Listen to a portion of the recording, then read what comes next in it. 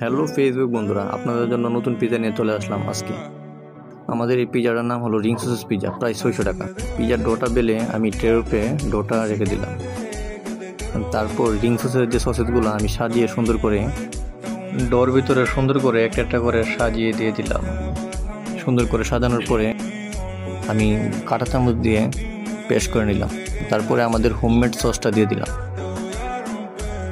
যে পিজার চিকেনটা আছে সেটা উপরে দিয়ে দিলাম।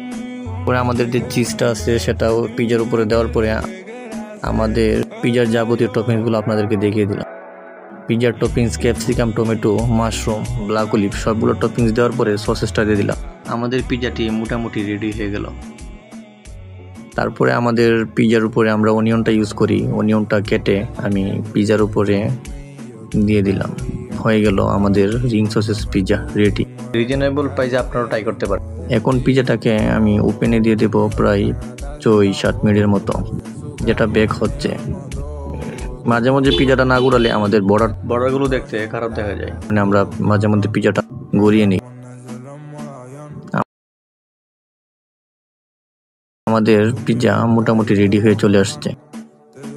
এখন আমি পিজাটাকে কেটে ঠিকঠাক মতো করে নেব। আমাদের পিজার চিজের যে লেয়ার, ওয়াও, আশা করি আপনারা ঠকবেন না। হ্যাঁ, হয়ে গেল পিজাটা, কাস্টমারকে সার্ভ করে দিলাম।